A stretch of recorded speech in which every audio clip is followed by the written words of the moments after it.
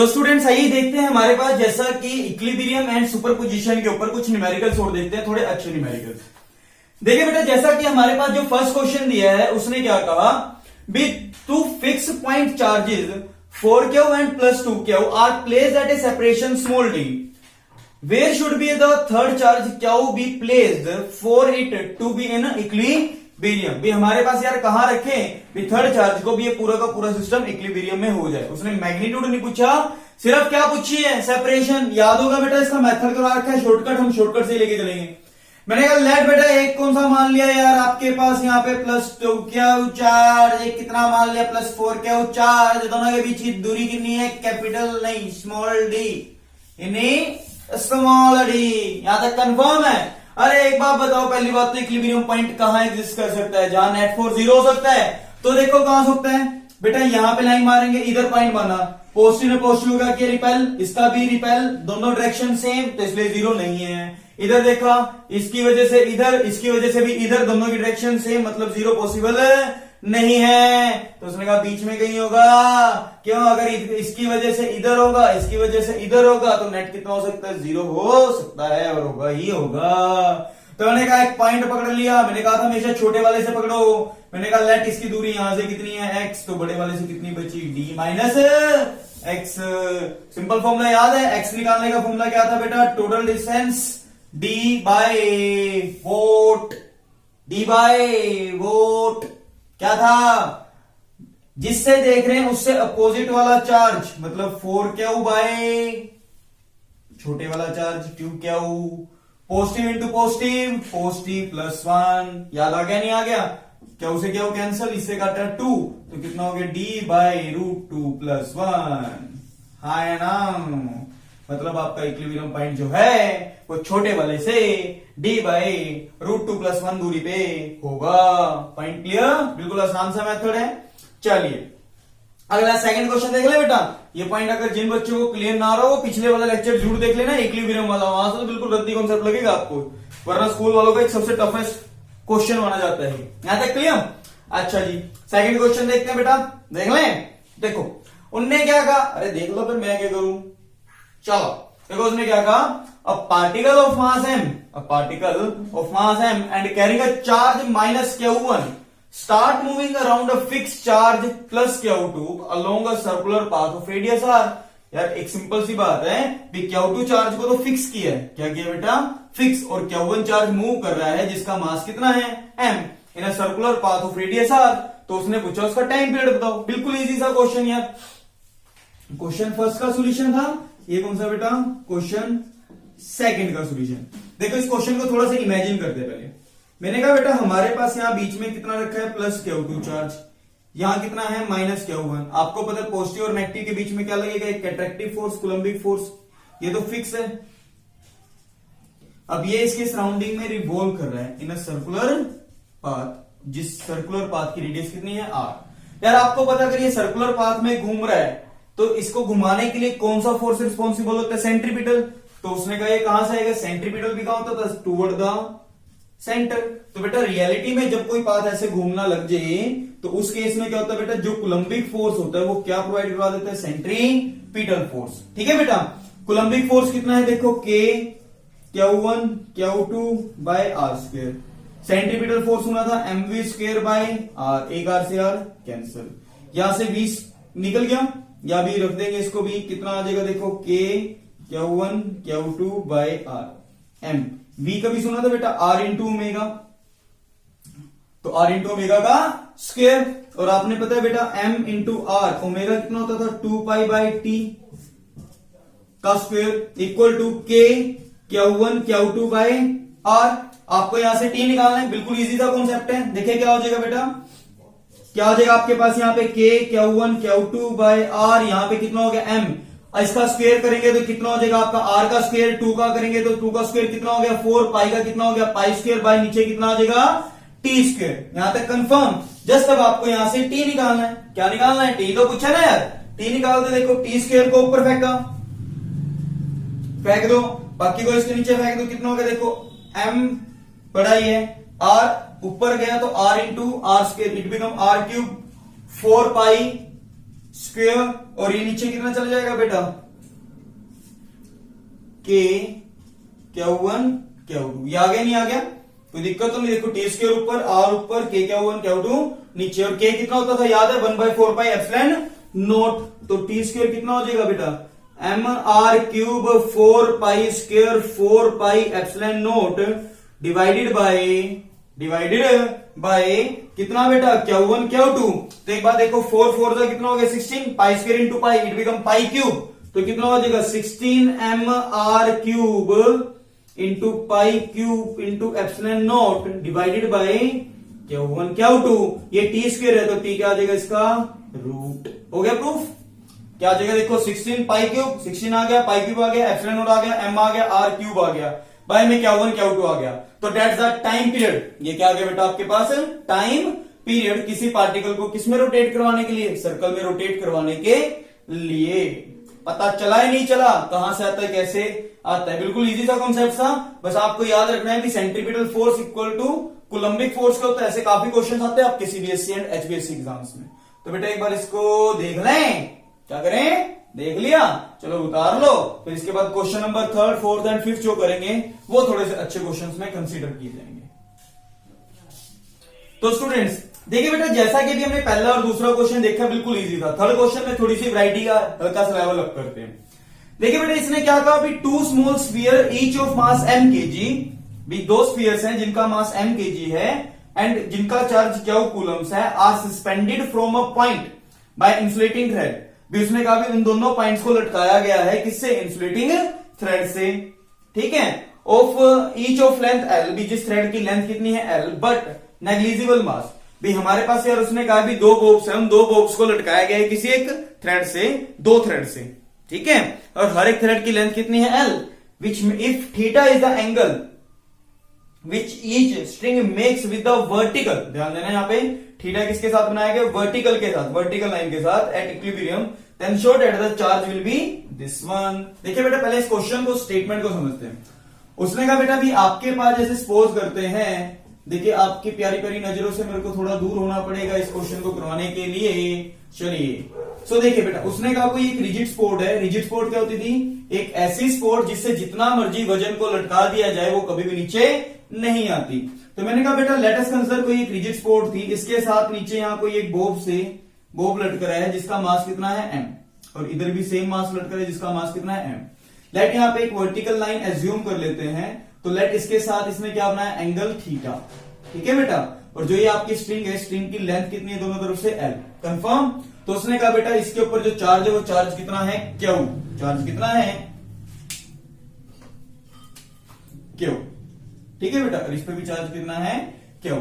तो उसने कहा बेटा इन बॉडीज को ये इक्विलिब्रियम में, इक्विलिब्रियम का मतलब क्या हो गया, भी बॉडी पे जो लगने वाला नेट फोर्स है, क्या है नेट फोर्स, और नेट फोर्स कितना हो गया 0, कितना हो गया 0। इस क्वेश्चन को 2 मेथड से देखेंगे, अभी फिलहाल पहले बिल्कुल स्कूल वाला मेथड देखते हैं जो सा हमारा रहेगा।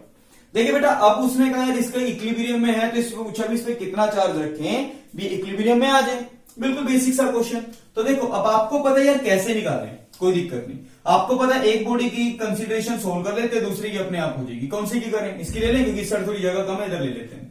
मैंने कहा बेटा लेट जो बॉडी का मास कितना है m, तो बॉडी का वेट हमेशा कहां लगता है mg डाउनवर्ड, मानते हो फर्स्ट पॉइंट। आपको पता है मैं इस बॉडी पे भी सेम कंसीडरेशन है, इस पे भी सेम है, इसलिए मैं एक पे लेके दिखा रहा हूं, दूसरे पे बिल्कुल डिटो कॉपी है, बट आपको एक की सोल्व कर लो उससे भी काम चल जाएगा। तो पहला तो फोर्स कौन सा लग रहा है, बॉडी का वेट। दूसरा आपको पता है बेटा हमारे पास स्ट्रिंग के अंदर जब भी कोई खिंचाव आता है तो उसके अंदर एक टेंशन प्रोड्यूस होती है T, और टेंशन की डायरेक्शन कैसे निकालते थे याद है, अरे जिस भी जगह डायरेक्शन निकालनी है वहां बैठ के छतरी खोल दो, डायरेक्शन निकालनी है यहां बैठ के ऊपर की तरफ देखना तो यहां बैठ के छतरी खोल दो, छतरी का खोली ऊपर की तरफ, तो टेंशन की डायरेक्शन। अच्छा जी एक बात बताओ, हमारे पास जो यहाँ पे फोर्स लग रहा होगा, क्या लग रहा होगा फोर्स, देखो इसकी वजह से क्यू चार्ज, ये भी क्यू चार्ज, इन दोनों के बीच में क्या लग रहा होगा, एक लाइन ज्वाइनिंग देम, और एक कौन सा फोर्स लग रहा होगा, outward force Coulombic, which is equal to K Q square by R square, जो इनके बीच की सेपरेशन है। लेट मैंने मान ली भी आर तो क्या इनके बीच की सेपरेशन, पक्का। तो पहला तो रोला यार ये आर कैसे निकालें और ये एंगल्स कैसे निकालें, सारा का सारा सिंपल है। तो देखिए उसने क्या कहा बेटा, अगर आप यहां से ऊपर से एक वर्टिकल लाइन ड्रॉ कर लो, मैं एक सिंपल सा कॉन्सेप्ट आपसे पूछ के चलूंगा। आपको पता बेटा जिस लाइन के साथ एंगल बनता है उधर कौन सा कंपोनेंट जाता था, कोस थीटा, उसके परपेंडिकुलर कौन सा कंपोनेंट जाता था, साइन थीटा, याद है नहीं है? तो एक बात बताओ बेटा, एल का इस लाइन के साथ एंगल थीटा बनाया, याद है ट्रायंगल मान के, ए बी सी ट्रायंगल मान के परपेंडिकुलर बाय बेस, वो वाला भी बता दूंगा। चलो एल ने इस लाइन के साथ एंगल बनाया, तो एल का इधर कंपोनेंट गया एल कोस थीटा, इसके परपेंडिकुलर ये कितना गया एल साइन थीटा, तो आपका ये डिस्टेंस कितना हो गया बेटा एल साइन थीटा, और ये वाला डिस्टेंस भी कितना हो गया बेटा आपके पास एल साइन थीटा, तो ये टोटल कितना हो गया 2l साइन थीटा, जिसको आपने r बोला। ये पॉइंट यहां तक क्लियर हुआ? एल ने इस लाइन के साथ एंगल बनाया, तो एल का इधर गया एल कोस थीटा, इधर गया एल साइन थीटा, जितना वो परपेंडिकुलर उतना ये, तो L sine theta 2l sine theta which is equal to r। यहां तक क्लियर हो गया? अब रोल है, इसको आगे कैसे सोल्व करें, कोई दिक्कत नहीं है। उसने बेटा एक काम करते हैं, अगर हम यहाँ पे दो लाइंस बन रही है, एक हॉरिजॉन्टल एक वर्टिकल और बना लो यार, है ना? Let us assume this is a vertical line. तो एक बात खुद सोचो, अगर ये एंगल बेटा थीटा है, तो ये एंगल भी बेटा कितना होगा थीटा। टी ने जिस लाइन के साथ एंगल बनाया उधर कंपोनेंट जाता है टी कोस थीटा, इधर कौन सा कंपोनेंट जाता है टी साइन थीटा। अब टी को आप ब्रेक कर चुके हो, तो इसलिए इसको तो भूल जाए, है ना यार? खुद सोचो, बिल्कुल सिंपल सा है। टी ने इस लाइन के साथ एंगल बनाया टी कोस थीटा, इधर गया T sine theta, coulombic force लग रहा है इधर, बॉडी का वेट लग रहा है डाउनवर्ड। अगर बॉडी आपकी स्टेबल है, अगर बॉडी आपकी क्या है स्टेबल, मतलब फॉर इक्विलिब्रियम, इक्विलिब्रियम का मतलब है net force on horizontal line as well as net force on vertical line should be same. तो यहां पे लिख देंगे, सिंपल सी बात है, फॉर इक्विलिब्रियम क्या आ जाएगा बेटा, फॉर हॉरिजॉन्टल इक्विलिब्रियम, ठीक है। हॉरिजॉन्टल में क्या हो जाएगा, इधर लगने वाला कितना है टी साइन थीटा, इधर लगने वाला कोलम्बिक फोर्स है ना, और जो कितना है K Q square by R square, मतलब टी साइन थीटा, इसको सिंपल लिख दूं, कितना हो जाएगा बेटा K Q square by R, R कितना है 2l साइन थीटा, मतलब 2l साइन थीटा का स्क्वायर। आगे नहीं आ गया? पक्का? अच्छा, अगर हम बात करते हैं फॉर वर्टिकल इक्विलिब्रियम की, वर्टिकल इक्विलिब्रियम का मतलब क्या है, जितना ऊपर की तरफ फोर्स उतना ही नीचे की तरफ। ऊपर कितना है बेटा, देखो टी कोस थीटा, नीचे कितना है m इंटू जी। मुश्किल नहीं लग रहा? बिल्कुल आसान है। अब दो तीन चीजें यहां पे बेटा ध्यान देके चलनी पड़ेगी आपको। देखिए बेटा, अगर आपके पास, मुझे यहां से दो तीन टर्म्स पूछी जा सकती है। पहला, इस क्वेश्चन में पूछा जा सकता है थीटा दे रखा हो, थीटा पूछ नहीं, कुछ भी थीटा तो दे ही रखा, चलो टेंशन पूछ सकते हैं। क्या पूछ सकते हैं? टेंशन। तो मैं आपको बता रहा हूं बट करके नहीं दिखाऊंगा, हम वही करेंगे जो हमें निकालना है फिलहाल भी। तो आपने क्या करना है, अगर मुझे टेंशन निकालनी है, नोट में देखो यहां साइन थीटा या कोस थीटा, अगर sign square theta plus cos square theta क्या होता था 1, तो उसने कहा कोई दिक्कत नहीं, squaring and adding equation first and second, square करके ऐड कर दोगे तो देखो इधर कर देंगे टी स्क्वायर, यहां अंदर आ जाएगा cos square theta plus sign square theta, इधर स्क्वायर करके आप ऐड कर दोगे जो भी है, हो जाएगा नहीं हो जाएगा? तो उसके बाद यहां से टी स्क्वायर आ जाएगा, मतलब टी निकल के आ जाएगा नहीं आ जाएगा? कंफर्म? एक तो ये। बट हमसे पूछा गया चार्ज, कोई दिक्कत नहीं, दोनों का रेशियो ले लो, दोनों का क्या ले लो ratio, like taking ratio of 1/2, तो कितना हो जाएगा टी साइन थीटा। अब रोला क्या है यहाँ, पहले बाय दूसरा क्यों किया, खुद सोचो। रिजल्ट में क्या पूछा, टेंजेंट थीटा, टेंजेंट थीटा क्या साइन बाय कोस है cos by sine, sine by cos, तो इसलिए साइन को ऊपर रखा कोस को नीचे, तो T sine theta by T cos theta अरे इज इक्वल टू के क्या उसके इसको भी रख दें, कितना हो जाएगा 4l square sine square theta, ठीक है। और इधर नीचे कितना आ जाएगा m इंटू जी, टी से डी उड़ा, साइन बाय कोस टेंजेंट, मुझे क्या निकालना है बेसिकली, क्या निकालना है यहां से क्या, तो क्या हो जाएगा देखो टेंजेंट थीटा क्या स्क्वायर, और ये कितना है के कितना होता है 1/4 पाई एप्सिलॉन नॉट, ठीक है जी, into 4 into L square into sine square theta, into में कितना पड़ा है m इंटू जी। समझ में आ रहा नहीं आ रहा, मुश्किल नहीं लग रहा? अब निकालने यहां से क्या कितना आ जाएगा बेटा, देखो रूट ऑफ 4 4 जा 16 pi epsilon naught L square sine square theta m into G into tangent theta. That's the concept. मुश्किल लग रहा है, आसान लग रहा है हाँ ना बेटा? भी जब आपके पास ये सिचुएशन आ जाती है तो बॉडी पे चार्ज इतना लगता है, मुश्किल है आसान है यार, समझ में आया नहीं आया? पक्का 16 भाग गया, कहां गया यार, अच्छा 4 mg 4 16 लिख दिया मैंने। ठीक है, सेम रिजल्ट आप चेक कर लीजिएगा।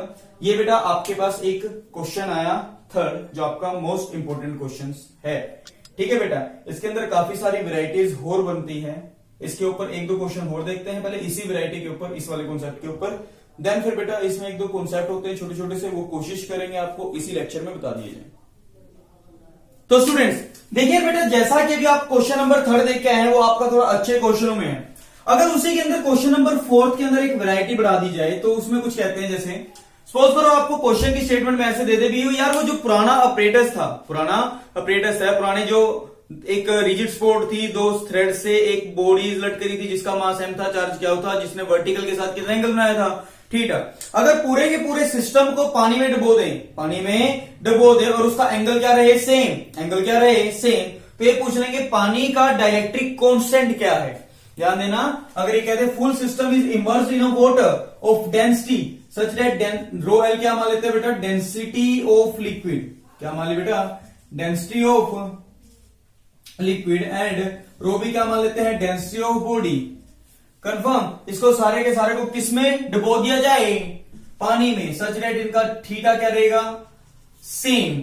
Then find dielectric constant of a medium, ये सिंपल सा क्वेश्चन है। तो ध्यान दीजिएगा बेटा, पहले मैं सिंपल दोबारा से एक बार थोड़ा सा रिवाइंड करवा दूं क्योंकि इसका रिजल्ट आपका काम आ जाएगा। उसने कहा अगर 4 वैक्यूम के लिए है, किसमें बेटा, वैक्यूम में है, तो आपको पता है बेटा बॉडी का मास कितना था m, यहां भी कितना था m, मैंने कहा लेट इनके बीच की सेपरेशन कितनी थी r, जो लास्ट केस में करवा चुका हूं, कितनी थी 12 साइन थीटा। मैंने कहा बेटा लेट ये वर्टिकल लाइन के साथ कितना एंगल बना रहा था, थीटा, तो ये एंगल भी कितना था, थीटा। तो एक बात बताओ, टेंशन कहां लगती है, इधर, बॉडी का वेट कहां लगता है, mg डाउनवर्ड, इस पे चार्ज कितना था, क्यू, इस पे भी चार्ज कितना था, क्यू ने क्यू को क्या किया, रिपेल फोर्स कहां लगा था, इधर, याद है नहीं है, तो आपने यहां पे एक वर्टिकल लाइन ड्रॉ करवाई थी। अगर ये एंगल थीटा है तो ये एंगल भी क्या रहेगा, थीटा, ठीक है, इधर कंपोनेंट गया कितना, टी कोस थीटा, इधर कितना कंपोनेंट गया, टी साइन थीटा। अब आप टी को भूल जाए यार, टी ने इस लाइन के साथ एंगल थीटा बनाया तो इधर गया टी कोस थीटा, इधर गया टी साइन थीटा। अगर इक्विलिब्रियम है तो ऊपर वाला नीचे वाले को बैलेंस करेगा, दाएं वाला बाएं वाले को, तो कितना हो गया बेटा, T cos theta equal to mg, T sine theta equal to coulombic force, जो कितना होता है K Q square by R square. या आप इसको चाहे तो ऐसे लिख सकते हैं, Q square 1/4 pi epsilon naught R square, that's T sine theta. दोनों का रेशियो ले लें, टेंजेंट थीटा टी से डी उड़ा, टेकिंग रेशियो ऑफ 2/1, टी से डी उड़ा, साइन बाय कोस टेंजेंट, तो कितना हो जाएगा बेटा, देख Q square by 4 pi epsilon naught R square, और नीचे कितना आ गया, mg। हाँ, अब अगर क्वेश्चन में कह दिया जाए भी अगर पूरे के पूरे अपरेटस को ही पानी के अंदर डुबो दिया जाए जिसका डाइलेक्ट्रिक कांस्टेंट k है, वो k बताओ बी, सच दैट उनका एंगल क्या रहा, सेम, तो देन इस केस में क्या होगा बेटा, कुछ सोचिए, लेंथ भी सेम रहेगी, बॉडी का मास भी क्या रहेगा, सेम। बट आपको याद है बेटा, अभी अगर कूलम्बिक फोर्स को किसी मीडियम में प्लेस कर देते हैं जिसका डाइलेक्ट्रिक कांस्टेंट k था, तो याद है बेटा force in a medium is equal to force in a vacuum by k। यहां तक याद है नहीं है, या तो इसको सोल्व करना है तो भी ठीक है, अदरवाइज सिंपल एक लाइन में खत्म करना चाहें तो वहां से भी कर सकते हैं। तो एक काम करो बेटा, इसको थोड़ा छोटा ही बनाते हैं, इसको कूलम्बिक फोर्स लिख दें, फोर्स इन अ वैक्यूम, ठीक है। तो सीधी सी बात, एक काम करते हैं, छोटे, ये थोड़ी सी गंदी जो कैलकुलेशन है ना, इस कैलकुलेशन को यहां पे रब करते हुए आप इसका यूज कर सकते हैं, बट मैं इसे खत्म करूंगा बिल्कुल ही, इसको बहुत आसान बनाते हैं। और वैसे आपको समझ में आ गया ना, जैसे लास्ट क्वेश्चन वाला स्टेप ले रहा था, इसको आसान बनाते, देखो, ओह शिट, वहां पे जाएंगे तो देखो ये कितना हो जाएगा बेटा आपके पास, यहाँ पे कूलम्बिक फोर्स, कोई दिक्कत तो नहीं, फोर्स इन अ वैक्यूम। तो जब आपने इसका रेशियो लिया तो कितना आ जाएगा बेटा, tangent theta equal to coulombic force by में कितना हो गया, mg। हाँ है ना। अब एक बात बताओ, मैंने कहा जब मीडियम में रख दिया, जिस मीडियम का डाइलेक्ट्रिक कांस्टेंट कितना है के, तो इसके बीच में फोर्स कितना लगेगा, फोर्स इन कूलम्बिक बाय के, वही वाला सिंपल तरीका। बॉडी का वेट कितना होता है mg डाउनवर्ड, कितना होता है mg डाउनवर्ड। बट एक बात खुद सोचो बेटा, जब आप कभी किसी बॉडी को पानी के अंदर इमर्ज करते हैं तो उस पे एक अपथ्रस्ट फोर्स लगता था, याद है ना।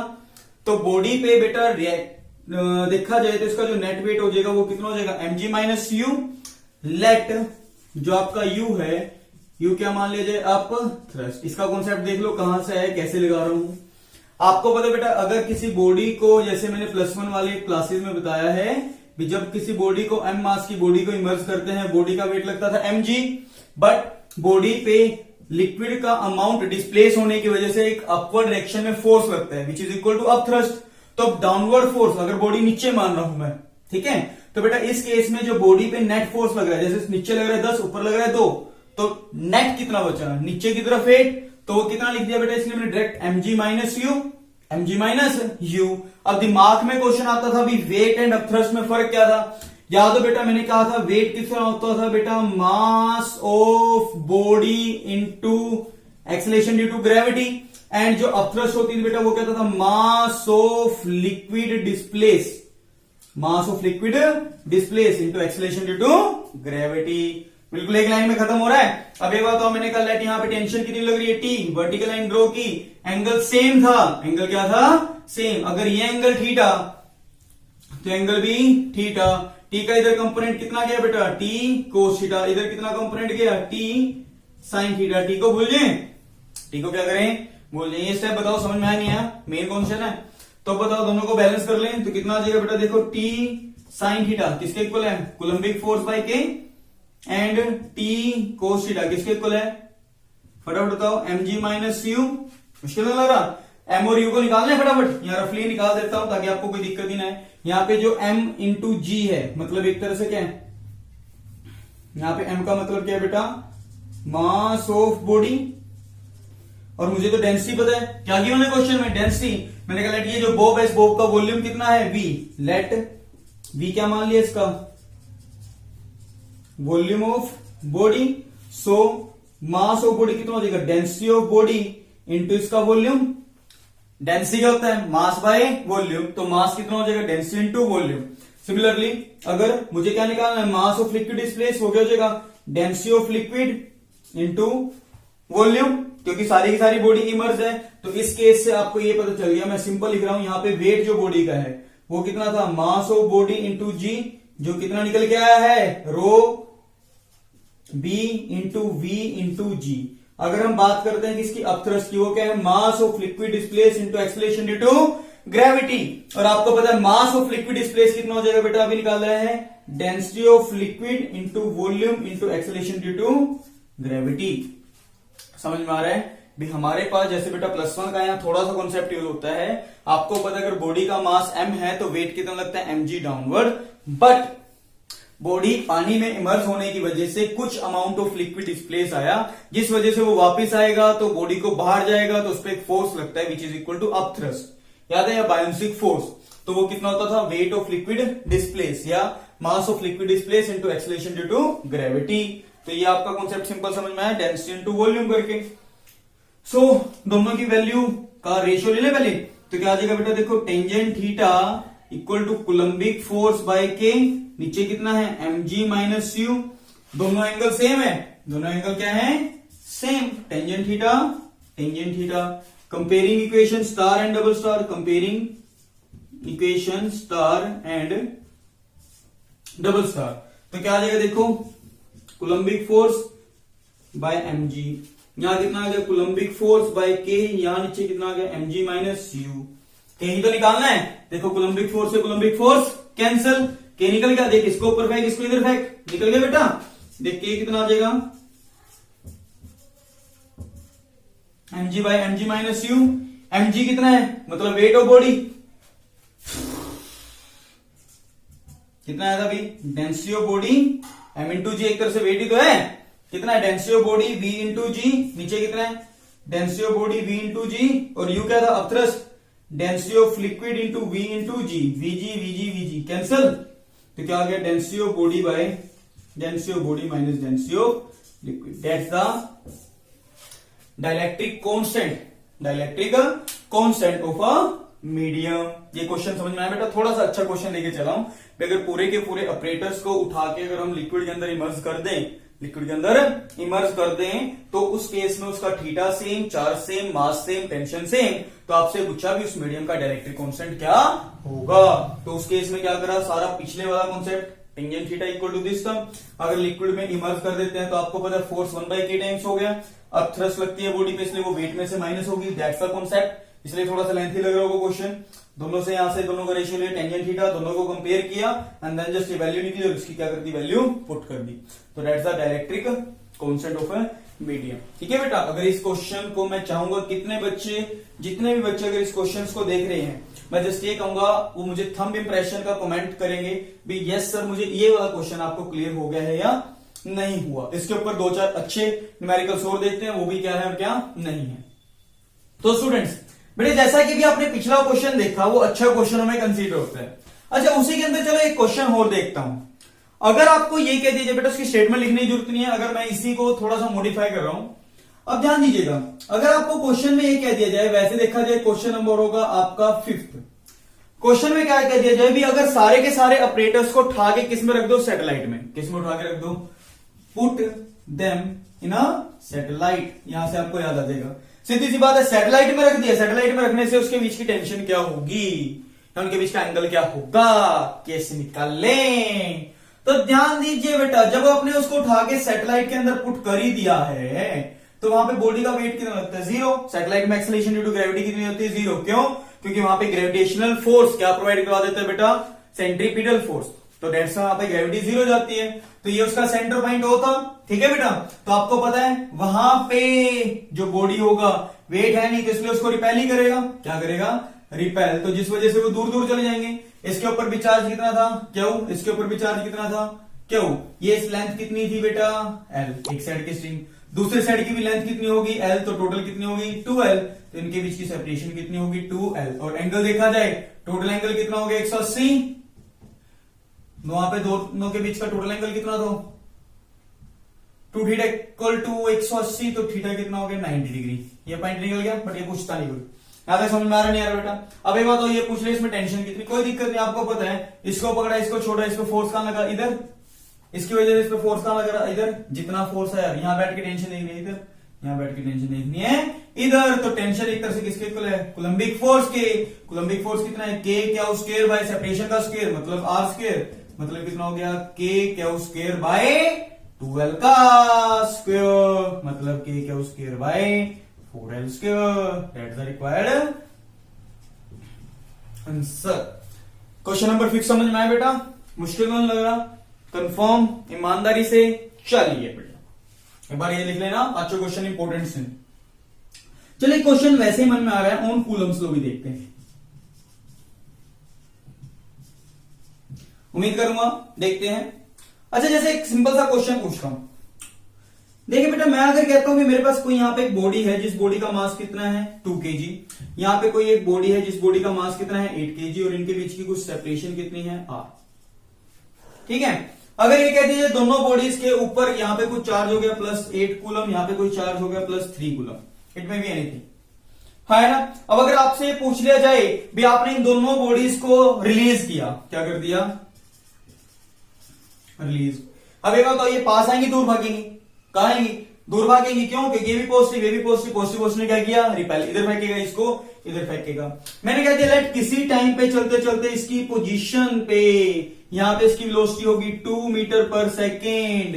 तो इस वाला जब यहां कहीं पहुंचेगा तो उस टाइम पे इसकी वेलोसिटी क्या होगी, समझ पा रहे हो भी। उसी टाइम पे जिस टाइम 8 किलो वाले की स्पीड कितनी होगी, तो 2 किलो वाले की स्पीड कितनी होगी। ये सिंपल सा क्वेश्चन कैसे करें बट ट्राई। आपको 10 सेकंड का टाइम है, मुझे क्वेश्चन बताओ। एक लाइन का क्वेश्चन है मैक्सिमम। हो गया, बढ़िया। अभी नहीं हो रहे, चलो देखो बेटे, एक बात बताओ, जितना इसने इस पे लगाया उतना इस पे लगाया। सिस्टम पे एक्सटर्नल फोर्स कितना है, 0। बाहर से तो कोई फोर्स नहीं लग रहा ना, तो इसलिए बेटा यहां पे अगर बाहर से कभी कोई फोर्स 0 नहीं लग रहा, तो सिस्टम इज इन व्हाट, किसमें है, इक्विलिब्रियम में, या आइसोलेटेड सिस्टम है। आइसोलेटेड सिस्टम में कंजर्वेशन ऑफ लीनियर मोमेंटम होता है। अगर एक्सटर्नल फोर्स 0 है तो लीनियर मोमेंटम इज कंजर्व। तो कौन से का यूज कर लिया बेटा, using conservation of linear momentum. जिसने क्या कहा, मास इंटू वेलोसिटी, पहले दोनों इसमें थे रेस्ट में, बाद में कितने हो गए थे, 8 गुना 2 प्लस ये कितना है, 2 गुना इधर जा रहा है तो माइनस v, कोई दिक्कत नहीं है, कंफर्म, या प्लस ले लो फिर वहां से माइनस आ जाएगा, वो माइनस में शो कर देगा। तो ये कितना आ जाएगा फटाफट, तो कितना हो जाएगा, तो v कितना हो गया, -8 पर सेकेंड में, नेगेटिव साइड में जा रहा है, मुश्किल लग रहा है, आसान लग रहा है, पक्का क्लियर हो गया। कौन सा क्वेश्चन है, using conservation of linear momentum, भी mass into velocity, mass into velocity, m1 u1 plus m2 u2 is equal to m1 v1 plus m2 v2। सुना था नहीं सुना था, लास्ट के क्वेश्चन सॉल्व वहां पे या सिंपल कॉन्सेप्ट यूज होता है, यहां तक समझ में आ गया। चलिए एक क्वेश्चन और देखते हैं बेटा, हमारे पास यहाँ पे क्वेश्चन नंबर 7। अगर बेटा जैसे इसी क्वेश्चन के बिहाफ पे मैं चलो कूलम्स लॉ ऑफ फोर्स के बारे में एक क्वेश्चन और पूछ लेता हूं आपको। जैसे अगर ये केस दे दिया जाए भी, अगर आपके पास कोई एक रोड है, क्या मान लीजिए रोड, लेट इस रोड की लेंथ कितनी मान लीजिए L, और इस पे जो टोटल चार्ज है वो चार्ज कितना है, क्या पे लाया हुआ है, ठीक है बेटा। मैंने कहा इस रोड के इस एंड से कोई एक पॉइंट पकड़ लिया P, जिस P पॉइंट के इस एंड से दूरी कितनी है A, और जिस पॉइंट पे यहां पे कोई एक चार्ज रखा है Q। तो मुझे ये पूछ लिया फाइंड द, क्या कहा पहले ज्यादा क्वेश्चन समझो, मेरे को क्या कहा बेटा, भी आपके पास एक कोई रोड है जिसपे चार्ज Q है, जिसकी लेंथ L है, और इसके दूर कोई एक चार्ज Q रखा है। तो ये पूछ ले रोड की वजह से चार्ज पे कितना फोर्स है, या चार्ज की वजह से रोड पे कितना फोर्स है। दोनों सेम है, अलग अलग सेम, क्यों बेटा, आपको याद है ना, every action there is always equal and opposite reaction. तो जितना फोर्स इसने इस चार्ज पे लगाया उतना ही फोर्स इस चार्ज ने इस रोड पे लगाया। तो कैसे निकालने, वही तो पूछा है, तो कैसे निकालने। कुछ बच्चों के माइंड में कॉन्सेप्ट जाता है, देखो थोड़ा सा एक कॉन्सेप्ट, अगर मैं इसको ऐसे करना चाहे, भी आपको पता है चार्ज बाय लेंथ है, तो इसलिए इसकी यहाँ पे लैम्डा इंटू एल ले लेते हैं, लैम्डा ले लेते हैं ना, linear charge density, charge per unit length, जैसे +1 में आपने सुना भी होगा, है ना, चार्ज पर यूनिट लेंथ निकाल ले, वहां से सीधा करा। आपको जैसे एक मेथड बताया था यार, अगर इस रोड का सेंटर पॉइंट मान लिया जाए, कहा मान लिया जाए, सेंटर पॉइंट, जिसकी यहां से लेंथ कितनी होगी L/2, चार्ज कितना है इसका Q, या लैम्डा इंटू L लेंथ है, मतलब कितना हो जाएगा एक तो वैसे चार्ज Q, यहाँ पे सेपरेशन कितनी है इसकी A, पॉइंट कितना है P, चार्ज कितना है Q, तो इनके बीच में लगने वाला फोर्स कितना हो जाएगा K Q, मतलब लैम्डा इंटू L, है ना, lambda equal to Q by L, तो Q इक्वल टू lambda into L, K Q by separation का स्क्वायर, मतलब A प्लस L/2 का होल स्क्वायर। लगा सकते हैं नहीं लगा सकते, क्या सही है गलत है, कुछ सोचो। अरे यार नहीं, ये कॉन्सेप्ट गलत है, ध्यान देके चलिएगा। भी हमारे पास बेटा, भी आपने क्या करा, रोड को यहाँ सेंटर पॉइंट पे माना, सेंटर ऑफ मास वाला कॉन्सेप्ट लेके चलते थे, वहां से निकाला, जैसे हम मैकेनिक्स में पढ़ के चलते हैं। बट बेटा एक बार ध्यान देके चलना, सेंटर ऑफ चार्ज नामक कोई भी चीज एग्जिस्ट नहीं करती। तो इसलिए बेटा यहाँ पे एक ऐसा वाला कॉन्सेप्ट ये यूज गलती से भी माइंड में मत लेके चलना, ठीक है बेटा, तो आपको दिक्कत आएगी इस चीज में, ठीक है। आंसर गलती मैंने कंफर्म। तो उसने कहा अभी अब इसको कैसे करें, तो इसका एक सिंपल सा तरीका है यार, जैसे आपको पता है बेटा, एक छोटा सा एलिमेंट हम मान लेते हैं, आपको पता है क्योंकि कूलम्स लॉ ने जो कॉन्सेप्ट दिया वो छोटे से चार्ज के लिए दिया था, बड़े के लिए क्या कर देते थे, इंटीग्रेशन। वही कॉन्सेप्ट यहाँ पे भी लगाएंगे, यहाँ पे एक छोटा सा एलिमेंट मान लेंगे, छोटा सा एलिमेंट, एक छोटा सा टुकड़ा मान लेंगे, जिसके रिगार्डिंग आपको यहाँ पे कैलकुलेट करेंगे, और बड़े के लिए क्या कर देंगे, इंटीग्रेशन। करवाऊं यहीं पे, या एक बार पहले इसको रब कर दें, फिर इस क्वेश्चन को दोबारा देखते हैं। स्टूडेंट्स देखिए बेटा, जैसा कि अभी मैंने आपको क्वेश्चन नंबर 7 बता रहा था, या 8 था, जो भी था, एक बार देख लीजिएगा। जैसे बेटा इस क्वेश्चन में मैंने कहा था भी, अगर आपके पास यहाँ पे कोई एक रोड है, क्या मान लीजिए बेटा, एक road uniform area of cross section की, ठीक है बेटा, जिसकी वजह से आपने क्या कहा था बेटा, लेट ये जो रोड है, रोड की लेंथ कितनी मान ली थी हमने बेटा L, इसके इस एंड से कोई एक पॉइंट P, जिस P पॉइंट की दूरी कितनी थी A, मुझे यहाँ पे एक चार्ज पकड़ा प्लस Q, है ना, इस रोड पे चार्ज कितना था Q, इसकी लेंथ कितनी थी L, मुझे ये देखना है इसकी वजह से इस पे फोर्स, इसकी वजह से इस पे फोर्स कितना होगा और कितना नहीं होगा। तो बेटा कुछ बच्चे यहाँ सेंटर ऑफ मास का कॉन्सेप्ट माइंड में लगा लेते हैं, बट मैंने बताया था वो कॉन्सेप्ट क्या है, रॉन्ग है। क्यों? क्योंकि बेटा सेंटर ऑफ मास तो कॉन्सेप्ट है, बट सेंटर ऑफ चार्ज नाम का कोई कॉन्सेप्ट एग्जिस्ट नहीं करता। कंफर्म? तो क्वेश्चन में आया था ना ये कैसे करें, तो कोई दिक्कत नहीं। देखें बेटा मैंने क्या कहा, अभी आप यहाँ पे इसकी लीनियर चार्ज डेंसिटी जैसे निकाल लेते थे, lambda is equal to q by l, याद है नहीं है भी? चार्ज डिस्ट्रीब्यूशन एक बार दोबारा यहाँ रिपीट करवा दूंगा, वो इसी यूनिट में आपका ए पार्ट भी ओवर हो जाएगा साथ के साथ। ठीक है बेटा? तो हमने क्या कहा था बेटा, भी जैसे सपोज करते हैं आपके पास मैंने कोई एक एलिमेंट मान लिया छोटा सा, सपोज करते हैं इस एलिमेंट की यहां से सेपरेशन कितनी है, dx, सच दैट इसका p पॉइंट से जो ये सेपरेशन है वो सेपरेशन कितनी है, x। ठीक है, भी आप इस एलिमेंट की वजह से इस पॉइंट पे फोर्स निकाल लो, बड़े के लिए क्या कर देंगे, इंटीग्रेशन। तो रोला क्या था, ये पहले तो dx के ऊपर थोड़ा चार्ज एग्जिस्ट करेगा, मैंने कहा लेट वो dq। तो ये dq कैसे निकालने, इसको करने के कई तरीके हैं बेटा, चाहो तो एक एक लाइन के अंदर इस क्वेश्चन का आंसर निकाल सकते हैं, बट उससे बेटर है थोड़ा समझ के। तो पहली बात तो ये डी क्यू निकालने कैसे, आपको पता है बेटा भी इसकी जो लीनियर चार्ज डेंसिटी है वो कितनी है, लैम्डा। कितनी लेंथ के लिए देख रहे हैं हमने, dx, तो डी क्यू कितना हो गया, लैम्डा इंटू dx। एक तो तरीका ये, दूसरा बाकी कॉन्सेप्ट्स में ये मेथड यूज होता है, न्यूमेरिकल्स में शॉर्टकट में। तो दूसरा तरीका आपको पता है यार भी एल लेंथ पे कितना चार्ज डिस्ट्रीब्यूट है, क्यू यूनिट पे कितना होता है, क्यू बाय एल। तो dx लेंथ पे निकालना है तो dx से क्या कर दिया, मल्टीप्लाई, तो Q by l into dx। तो एक छोटे एलिमेंट पे चार्ज आ गया, डेट्स वाइज इसको क्या नाम दे दिया गया, dq।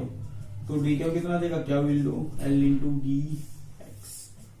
dq is equal to q by l into dx। Reality में तो ये कॉन्सेप्ट यूज होता है, ये क्योंकि बिल्कुल बेसिक है, बट ये वाला कॉन्सेप्ट यूज कर लें तो आपको पता है इसके ऊपर चार्ज डी क्या हुआ है, तो अब इसकी सेपरेशन यहां से कितनी है, x।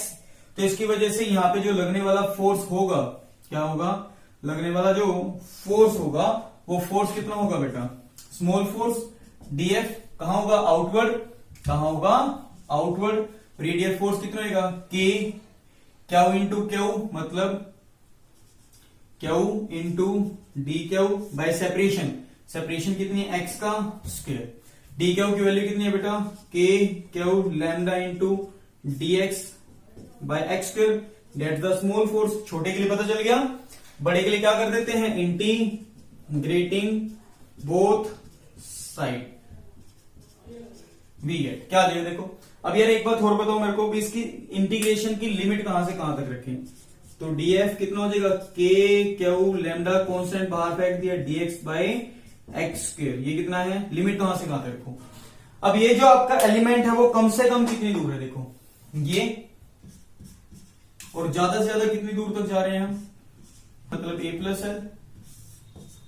तो जो इसकी लिमिट आएगी वो कितनी आ जाएगी बेटा, a से लेके a प्लस एल तक। कितनी आ जाएगी, a से लेके a प्लस एल तक। कोई दिक्कत नहीं है, a से लेके a by L, a plus L तक ले लो, या a प्लस एल से लेके a बाय एल तक ले लो, कोई फर्क नहीं है। ठीक है बेटा, जैसे यहाँ साइन कन्वेंशन का यूज होगा, चलो देख लेते हैं फिर बाद में मैं इसको कॉन्सेप्ट बता देता हूँ। dx बाय एक्स, इसका इंटीग्रेशन कितना हो जाएगा, 1 बाय एक्स। लिमिट कितनी है, a से लेके a plus l, upper value minus lower value, k q lambda into minus 1 by a plus l, minus minus ये क्या हो जाएगा, प्लस 1 बाय a। आगे नहीं आ गया, minus of minus plus 1 by a। तो कितना हो जाएगा बेटा आपके पास, k q lambda 1 by a minus 1 by a plus l. कर लेंगे बेटा, तो दैट्स द फोर्स। क्या जाएगा, फोर्स। मुश्किल तो नहीं लग रहा, समझ में आ रहा नहीं आ रहा बेटा। इसी पे अगर डिफरेंट डिफरेंट एंगल्स पे तब उसको कैसे निकालते हैं वो भी करवाया जाएगा, बट बेटा वो बिल्कुल बेसिक में नहीं, वो आपके अलग लेक्चर्स में प्रोवाइड करवाया जाएगा आपको। ठीक है बेटा, ये वाला पॉइंट समझ में आ गया। अच्छा, यहाँ पे एक छोटा सा कॉन्सेप्ट और करवा देता हूं, डिस्ट्रीब्यूशन ऑफ चार्ज।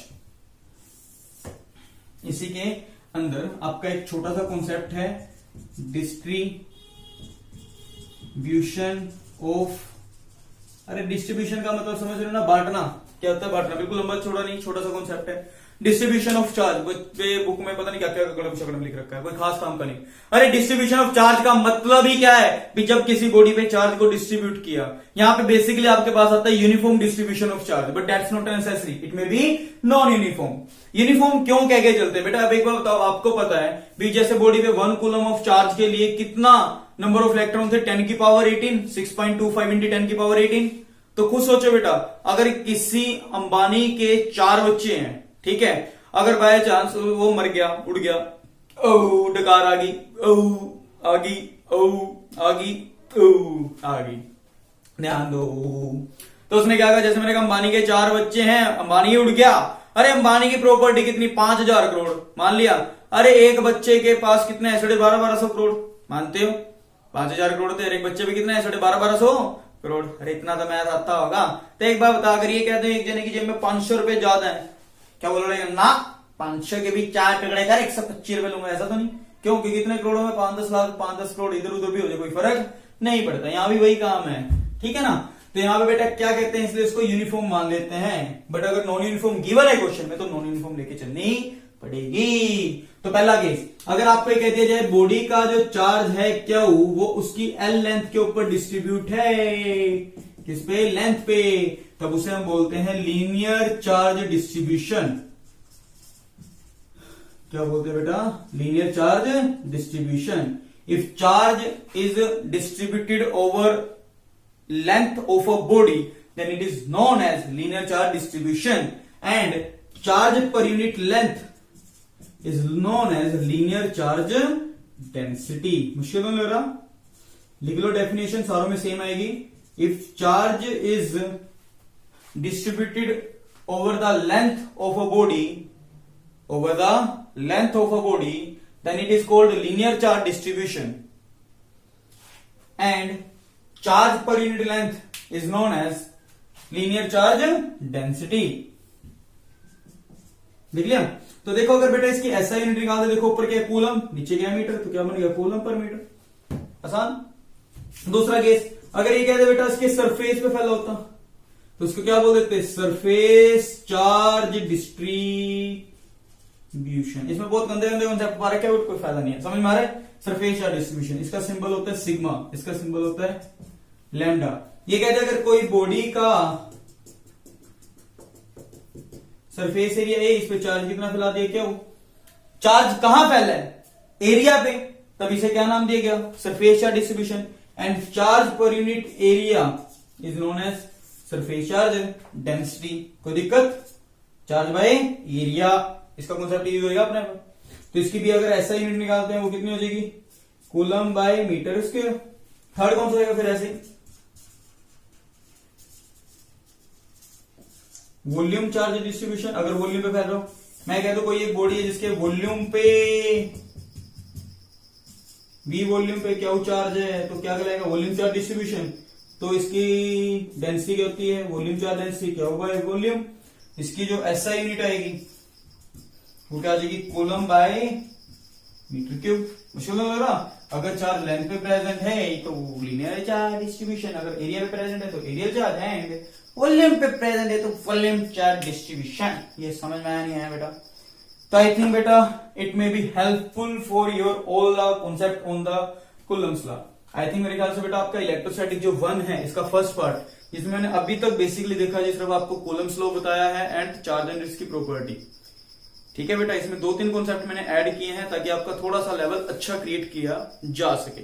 ठीक है बेटा, आई होप सो आपको ये सभी चीजें क्लियर होंगी। इनको राइट डाउन कीजिए, कोई डाउट है तो आप पूछ सकते हैं डायरेक्ट कॉल करके भी, एज वेल एज आपके हर एक ग्रुप जैसे 9, 10, +1, +2 का इंडिविजुअली जो ग्रुप है वो आपको कमेंट सेक्शन में लिखा हुआ है, उसका लिंक आपको प्रोवाइड करवाया गया है। जैसे आप उस लिंक पे आते हो तो वहां से आप डायरेक्ट ग्रुप में आ जाएंगे। ठीक है बेटा, सो बाकी अगले लेक्चर्स में देखते हैं क्या कुछ और क्या कुछ नहीं होगा।